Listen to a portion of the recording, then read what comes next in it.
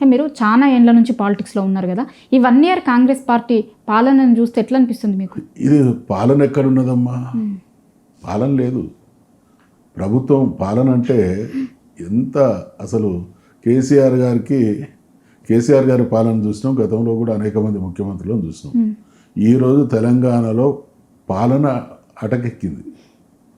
ఏ రంగం చూసినా 2014కు ముందు తెలంగాణ ఎటువంటి ఆగమైనటువంటి పరిస్థితిలో ఉన్నదో, మళ్ళీ వీళ్ళు 2014 ముందు తెలంగాణ ఎటువంటి దుస్థితిలో కొనసాగిందో ఆ పరిస్థితులను ఆవిష్కరించేటువంటి ప్రయత్నం చేస్తూ ఉన్నారు. పాలన లేదు, ప్రజలకు ఇచ్చినటువంటి హామీలు లేవు, మాటల్లో విశ్వసనీయత లేదు. ప్రతి కార్యక్రమాన్ని, ప్రతి విషయాన్ని వక్రీకరిస్తూ ప్రజలను మభ్యపెట్టేటువంటి ప్రయత్నం చేస్తున్నారు. కాబట్టి వీళ్ళు ఒక విధంగా మభ్యపెట్టే ప్రయత్నం చేస్తూ ఉంటే వాస్తవాలు భిన్నంగా ఉన్నాయి కాబట్టి ప్రజలందరూ రోడ్ల మీదకి వస్తూ ఉన్నారు.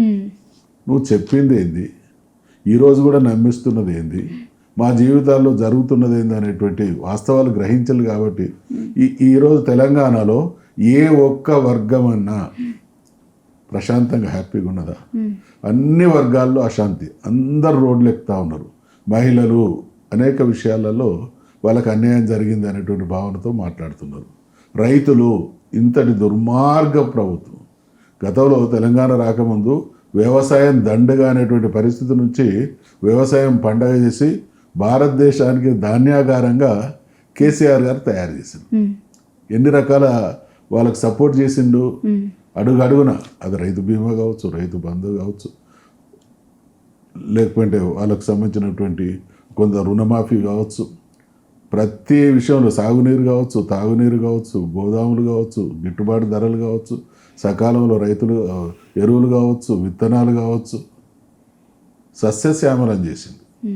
అంటే అటువంటి తెలంగాణ, అటువంటి పరిస్థితి నుంచి ఈరోజు రైతులు మళ్ళీ ప్రైవేట్ అప్పులకు పోయేటువంటి పరిస్థితి.